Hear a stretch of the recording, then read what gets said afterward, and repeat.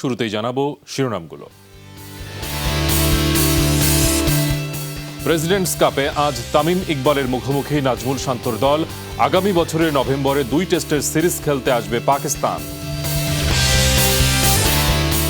Club licensing সম্পন্ন করেনি মোহামেডান ও রহমতগঞ্জ।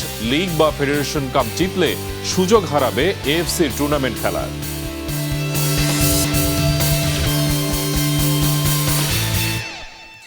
এতক্ষণ শিরোনাম দেখছিলেন, এবার বিস্তারিত। আর শুরুতেই প্রেসিডেন্টস কাপ ক্রিকেটের খবর। নিজেদের দ্বিতীয় ম্যাচে আজ মুখোমুখি হবে তামিম ও নাজমুল শান্ত একাদশ।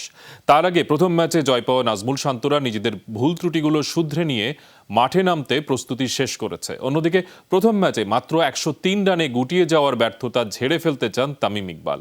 মিরপুরের হোম অব ক্রিকেটে ম্যাচটি শুরু হবে আজ দুপুর 1:30টায়। প্রেসিডেন্টস কাপ ক্রিকেটে জয়ের ধারা বজায় রাখতে মরিয়া নাজমুল শান্তর একাদশ।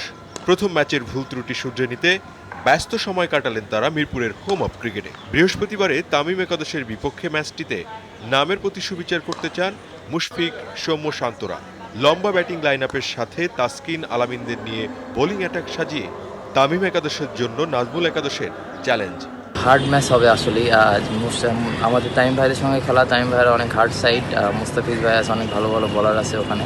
ম্যাচে যে ভুলগুলো আমাদের হয়েছে টপ অর্ডার থেকে এবং কিছু ছোট ছোট ভুলগুলো, নেক্সট ম্যাচে ইনশাল্লাহ আমরা এটা ওভারকাম করার চেষ্টা করব। মাহমুদুল্লাহ একাদশের বিপক্ষে 4 উইকেটের বড় জয়ে ভিত ছিল তৌহিদ হৃদয়ের 52 রানের ইনিংস। তবে ম্যাচ শেষ করতে না পারার আক্ষেপে পড়া হৃদয় শিক্ষা নিতে চান ভুল থেকে। কোয়ালিটি বলার এগেনস্টে রান করলে অনেক কনফিডেন্ট পাওয়া যায়। আর যেহেতু এটা একটা খুব ভালো একটা কম্পিটিশন, খুব ভালো একটা লিগ চলতেছে আমাদের, তো সবসময় এখানে ফোকাস করবো যে কীভাবে আরও হাইলাইটস করা যায় নিজেকে, আর কীভাবে আরও ভালো কিছু করা যায়। মাহমুদুল্লাহ একাদশের বিপক্ষে ব্যাটিং ব্যর্থতায় 103 রানে অল আউট তামিম একাদশ। 5 উইকেটে হার মানা দলটি বুধবার কাটিয়েছে বিশ্রামে। 0 রানে একটা ক্যাচ ছিল, ওটা যদি নিতে পারতাম things could have been different. It's a short tournament. We have a day tomorrow, probably optional training থাকবে, and then we should be back day after. I hope we will give some good cricket. Presidents কাপের প্রথম 2 ম্যাচে আধিপত্য ছিল পেসারদের। Low scoring ম্যাচের বিড়ম্বনা থেকে বের হতে এবার বোলারদের কতটুকু চ্যালেঞ্জ জানাতে প্রস্তুত মুশফিক, তামিমরা? সালাউদ্দিন সুমন, যমুনা স্পোর্টস, ঢাকা। আগামী বছরের নভেম্বরে 2 টেস্ট ও 3 টি-20 খেলতে বাংলাদেশ সফরে আসবে পাকিস্তান। নিজেদের আগামী 2 বছরের ক্রিকেট সূচিতে এ তথ্য জানিয়েছে পাকিস্তান ক্রিকেট বোর্ড পিসিবি। এ সময়ের মাঝে পাকিস্তান 2টি এশিয়া কাপ ও আইসিসি টি-20 বিশ্বকাপের একটি আসরে অংশ নেবে। প্রথম এশিয়া কাপ ক্রিকেট শ্রীলঙ্কায় হলেও পরের বছরের এই আসরটির স্বাগতিক থাকছে পাকিস্তান। পিসিবি ঘোষিত সূচিতে আইসিসির ফিউচার ট্যুর প্ল্যান অনুযায়ী বাংলাদেশ ছাড়াও দক্ষিণ Africa, Zimbabwe, England, West Indies, New Zealand, Australia ও শ্রীলঙ্কার বিরুদ্ধে হোম ও অ্যাওয়েতে 10টি দ্বিপাক্ষিক সিরিজ খেলবে পাকিস্তান। ঘরোয়া ক্লাব লাইসেন্স নিয়ে কোনো সমস্যা নেই, তবে আসন্ন মৌসুমে এএফসির ক্লাব লাইসেন্সিং পাচ্ছে না দেশের ঐতিহ্যবাহী 2 ক্লাব মোহামেডান স্পোর্টিং ও রহমতগঞ্জ। ফলে নতুন মৌসুমে এই 2টি ক্লাব ফেডারেশন কাপ বা লিগ চ্যাম্পিয়ন হলেও 2022 সালে এএফসির কোনো আসরে খেলার যোগ্যতা হারাবে। 3 বছর অনুনয় বিনয় করেও লাভ হয়নি। এরপর ক্লাব লাইসেন্সিং না থাকলে খেলা যাবে না পেশাদার লিগ। 1 বছর আগে এমন ঘোষণা ছিল কমিটির চেয়ারম্যানের। এমন ঘোষণা কাজে লাগে। প্রিমিয়ার লিগের সবগুলো ক্লাবই বাফুফে স্টাইলে করে নেয় লাইসেন্সিং, যা দিয়ে ক্লাবগুলো খেলতে পারবে স্থানীয় লিগ। এফসির আদলে লাইসেন্সিং এফসির নীতিমালা নয়, শুধু ঢাকা লিগের জন্য শর্ত শিথিল করে বাফুফে লাইসেন্সিং দিয়েছে ক্লাবগুলোকে। এফসির কম্পিটিশনস, আন্তর্জাতিক ক্লাব কম্পিটিশনস খেলার জন্য যে মানদণ্ড বা স্ট্যান্ডার্ড সেটা কিন্তু অনেক হায়ার। আর আমাদের জাতীয় যে প্রতিযোগিতা বাফুফে কর্তৃক আয়োজিত হয়, আমাদের বিপিএল, বিসিএল, এই খেলাধুলাগুলোতে অংশগ্রহণের জন্য যে মানদণ্ড বা ক্রাইটেরিয়া, সেগুলো কিন্তু সেখানে এফসির মানদণ্ডের তুলনায় বেশ কিছু শিথিল।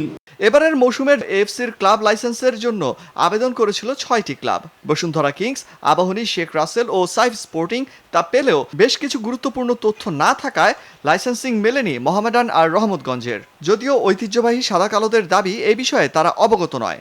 আমরা কিন্তু প্রতি বছরই এফসিটা ফিল আপ করি আমাদের ডোমেস্টিকের সঙ্গে। এবারও কিন্তু ফিল আপ করেছি। ফিল আপ করার পর যদি কোনো তথ্যের ঘাটতি থাকে, এএফসি যদি এটা বিএফএফকে জানিয়ে থাকে, বিএফএফ কিন্তু অফিসিয়ালি আমাদের এখনই ইনফর্ম করে নাই। সুতরাং আমরা ধরেই নিতে পারি যে আমাদের জমা দেওয়া ফর্মটা সঠিক আছে।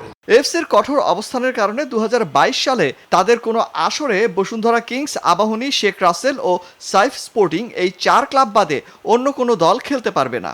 আর 2021 সালের জন্য বসুন্ধরা কিংস এরই মধ্যে নিজেদের নাম চূড়ান্ত করলেও দ্বিতীয় দল কারা খেলবে তা নিয়ে বসতে হবে সভায়। নিয়মের মধ্যে থেকে যে দুটো ক্লাব এলিজিবল হবে তাদের নামই আমরা বাফুফের পক্ষ থেকে এফসির কাছে প্রেরণ করব। আর একটা দল আমাদেরকে নির্বাচন করতে হবে, যেটা আসলে আমরা সকল ক্লাবের সাথে বসে আলাপ আলোচনা করে আমরা ডিসিশন নিব। অলক হাসান, যমুনা স্পোর্টস, ঢাকা। পাকিস্তান ক্রিকেট দলের প্রধান নির্বাচকের দায়িত্ব ছেড়ে দিলেন মিসবাউল হক, তবে হেড কোচের দায়িত্বে বহাল থাকছেন তিনি।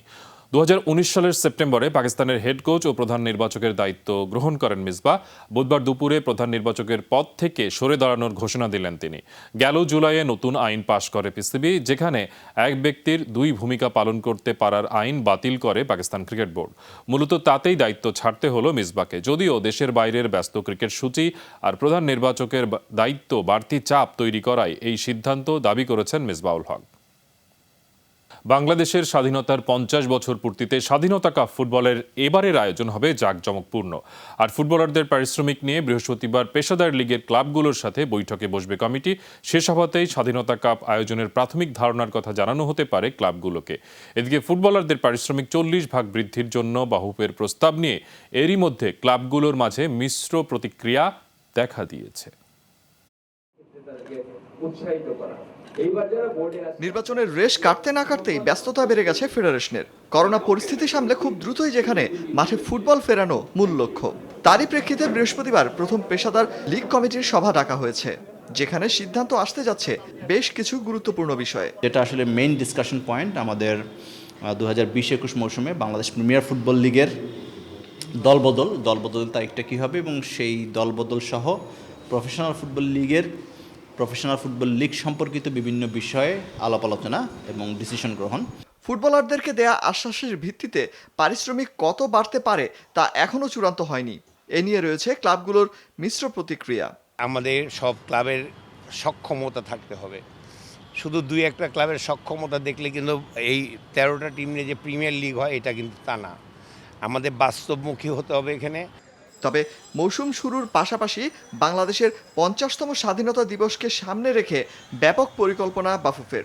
বেশ জাঁকজমকপূর্ণভাবেই আয়োজন করতে চায় এবারের এই টুর্নামেন্টটিকে। বাফুফের ইচ্ছা রয়েছে আমাদের স্বাধীনতা কাপটাকে আমরা খুব জৌলসপূর্ণভাবে, জাঁকজমকপূর্ণভাবে, জোরে সোরে বড় করে বেশি দলের অংশগ্রহণে আয়োজন করব একাধিক ভেন্যুতে। তো সেই জিনিসগুলোকে কীভাবে বাস্তবায়ন করা যায় সেটা নিয়ে আমরা কাজ করছি। অলক হাসান, যমুনা স্পোর্টস, ঢাকা। এই ছিল স্পোর্টস ওয়ার্ল্ডে। আমাদের সাথে থাকার জন্য ধন্যবাদ সবাইকে।